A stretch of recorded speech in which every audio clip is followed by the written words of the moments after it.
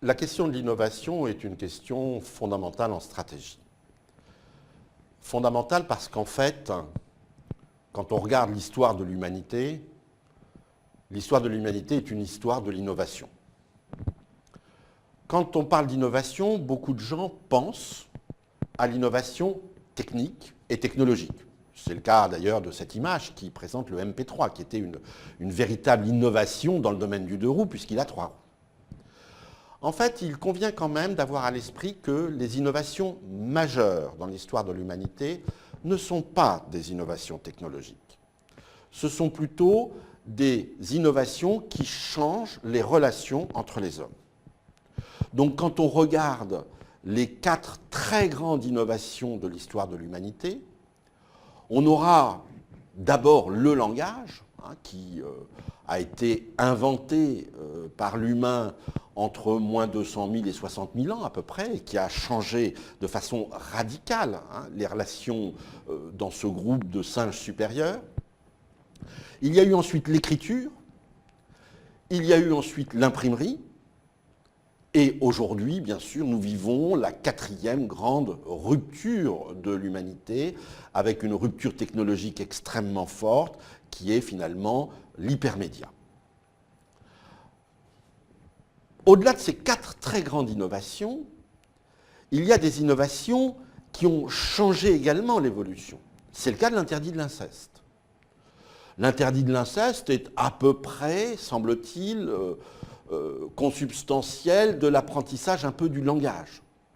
Cet interdit est une innovation législative qui permet de passer de groupes où il y a un mâle ou une femelle dominante à un groupe dans lequel les relations sont un petit peu moins violentes, un peu plus ludiques. Mais nous en parlerons au moment du management des équipes et de la dynamique de groupe. Ce qui est clair finalement, c'est que l'écologie de l'homme, c'est l'innovation. L'écologie de l'homme, c'est la culture, disait Yves Coppens, professeur au Collège de France.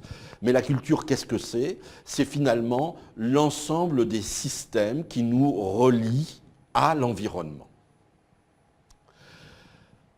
En stratégie, donc, l'innovation est ce qui permet de passer d'un mode de vie stable à un nouveau mode de vie qui sera en général également stable, mais entre les deux, évidemment, il y a un grand facteur d'instabilité. Et dans notre approche stratégique dite des 3 marchés, dans lequel nous distinguons les marchés stables, les marchés instables et les non-marchés, nous allons voir que l'innovation permet finalement de passer d'un état à un autre.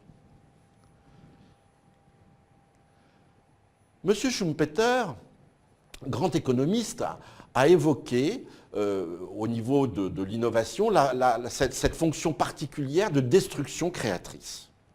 Alors, toutes les innovations ne détruisent pas des innovations précédentes. Il y a des innovations dites incrémentales. Mais il y a des innovations de rupture qui rendent complètement caduques un certain nombre d'applications, de produits ou de services qui les ont précédés. Quand on dit complètement caduques, ça signifie qu'elles peuvent continuer à exister, mais sous une forme extrêmement réduite. C'est le cas, par exemple, du disque vinyle par rapport au CD-ROM. C'est le cas de l'argentique par rapport à la photo numérique. Cette destruction créatrice touche absolument tout. Et bien évidemment, la qualité d'une entreprise va se juger à la qualité de ces innovations, et de ces innovations dans tous les domaines.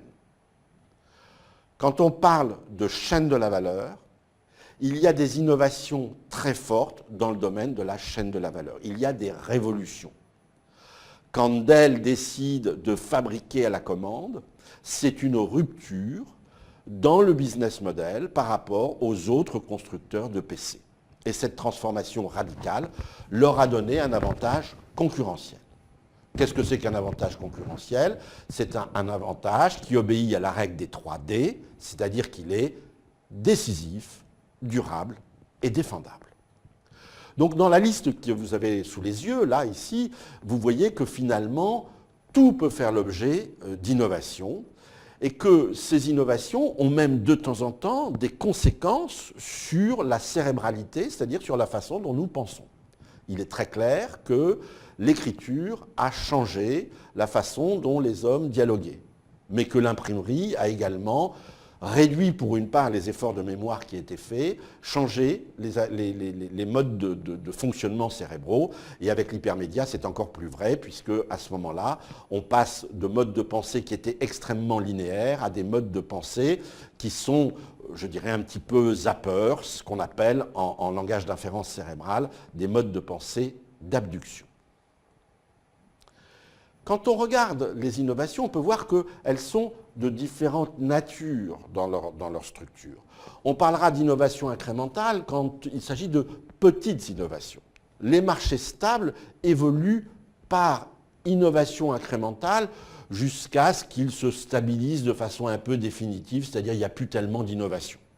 Si on regarde l'automobile, il y a eu beaucoup d'innovations incrémentales, et puis on se rend compte qu'aujourd'hui, eh bien, la prochaine innovation sera probablement la voiture qui conduit toute seule, sans chauffeur, mais pour le moment, après l'introduction des climatisations, après l'introduction des chaînes stéréo, après l'introduction des freins à disque, après l'introduction d'un certain type d'assistance électronique, on voit que finalement, les véhicules commencent un petit peu à se ressembler. Dans l'innovation de rupture, on veut dire que là, c'est quelque chose qui va déstabiliser un marché. Nestlé, après 10 ans de travail, introduit Nespresso et d'une certaine façon vient déstabiliser le marché stable de la consommation de café dans les familles. On parlera de pure innovation, donc d'une rupture très forte en fait, mais d'une rupture par rapport à quelque chose qui n'existe pas, c'est donc une rupture sociétale à ce moment-là. Par exemple, le moulin en l'an 1000.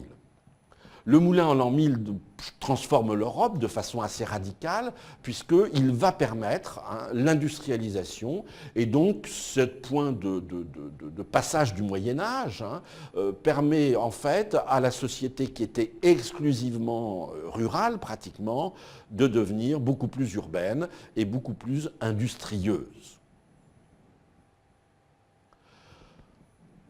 Il convient de se rendre compte que certaines innovations vont être très large. Si on prend le cas de l'apprentissage, l'apprentissage, évidemment, bénéficie en plein des innovations de l'hypermédia. Dans le domaine de la recherche scientifique, bien sûr, il y a des sauts, et ces sauts de recherche profitent des éléments, des innovations qui sont faites dans des secteurs qui sont parallèles. Il est bien évident que la physique, à travers un certain nombre d'instruments mis à disposition des médecins, permet aux neurosciences de progresser. Parler d'apprentissage, de système éducatif, bien sûr les changements sociologiques et culturels, j'ai parlé de l'interdit de l'inceste, mais il n'y a pas que cela. Les innovations type, par exemple, le mariage pour tous, sont des innovations sociétales. On est pour, on est contre, peu importe. En tout cas, c'est une transformation de la société. Quand on parle d'innovation, très souvent on parle d'intelligence collective, c'est-à-dire de capacité en réseau à mettre en œuvre de nouvelles pratiques et d'autres formes de pensée. Ce sont donc de nouveaux modes de coordination. Donc l'innovation, il ne s'agit pas de la voir comme le résultat d'un inventeur fou qui aurait trouvé quelque chose. Ça arrive, donc on va se régaler avec l'histoire du post-it, on va se régaler avec les histoires d'Edison, qui est un très grand inventeur. Mais quand on regarde ce qui s'est passé dans l'histoire, notamment la bataille qu'il y a eu entre courant continu et courant alternatif, on voit qu'au bout d'un moment, pour qu'une innovation se répande dans la société, pour qu'elle donne lieu à de nouveaux business models ou tout simplement à de nouveaux business, il faut qu'elle soit partagée, travaillée, mise en œuvre par un groupe. Du point de vue des typologies, on a évoqué tout à l'heure des évolutions incrémentales, c'est vrai dans le champ de la technologie. On peut parler de temps en temps d'innovation radicale, c'est-à-dire quelque chose qui est tout à fait nouveau, c'est le cas du pneu sans chambre à air par exemple, mais il ne faut pas oublier que les innovations méthodologiques sont déterminantes dans les progrès que peut faire une entreprise. L'innovation va pouvoir jouer du point de vue de l'usage, quand elle concerne l'architecture. On parlera d'une innovation modulaire quand elle vient s'insérer dans la société sans forcément remplacer quelque chose.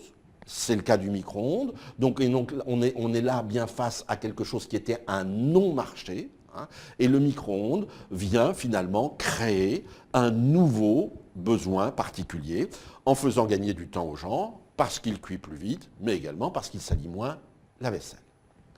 On parlera d'innovation encapsulée quand, d'une certaine façon, le consommateur ne voit pas directement l'innovation. Il en sent les effets, c'est le cas du frein à disque, hein, mais je dirais que le frein à disque, par rapport à d'autres innovations visibles dans le domaine automobile, la plupart des gens ne savaient même pas ce que c'était qu'un frein à disque.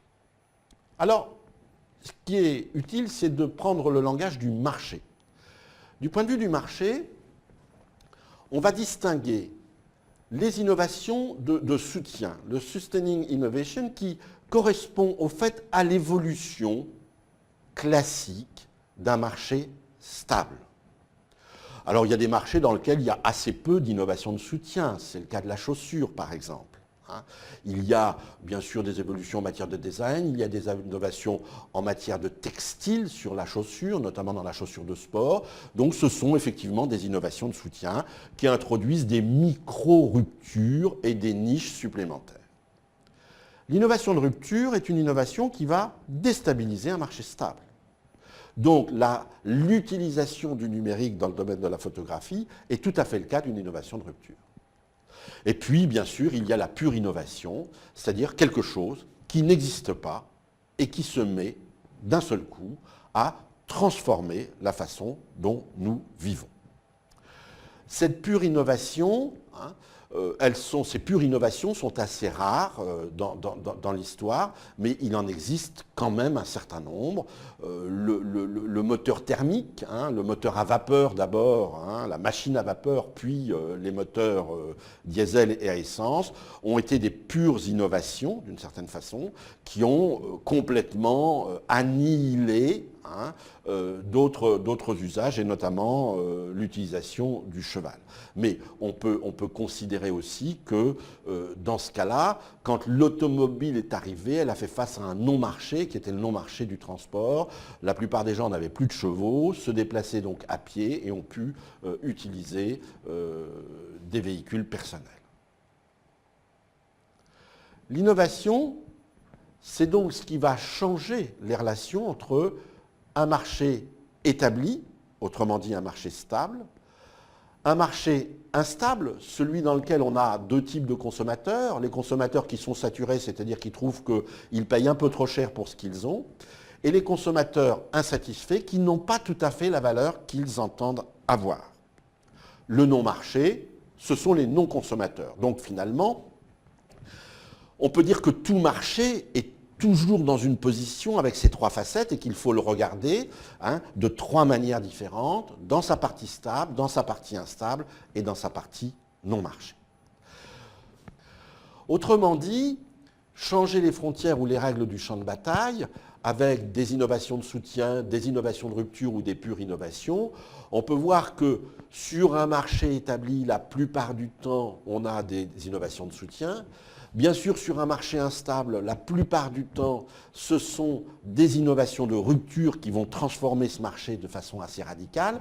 Une moto, ça n'a rien à voir avec une voiture, donc un taxi-moto n'a rien à voir avec un taxi classique. Et bien sûr, le non-marché, assez souvent, est atteint à partir de pure innovation. Mais il arrive quelquefois que des gens qui ne sont pas consommateurs, deviennent consommateurs parce qu'une petite innovation vient rendre quelque chose d'accessible. Voici ici quelques exemples d'histoire de l'innovation. On voit bien que dans les produits et services, le passage de la télévision en tube cathodique et en écran plat, sont finalement pour le consommateur des innovations qui permettent de gagner de l'espace, hein, de gagner en encombrement, voire d'avoir une télévision qui ressemble à un tableau. Dans le domaine de la photographie, le numérique a été une révolution considérable avec l'apparition de quelque chose qui va aller vers un non-marché, qui est finalement l'impression photo chez soi, ce que les gens n'avaient pas. Donc le marché à domicile du photoprinter, hein, est finalement l'exemple d'un non-marché qui devient un marché stable. Dans le cas de la moto MP3 de Piaggio, on a vraiment un exemple fantastique, c'est-à-dire que Piaggio est arrivé sur un marché qui était instable, le marché du scooter. Pourquoi il était instable? Parce qu'un scooter, ça ne freine pas, et donc c'est dangereux.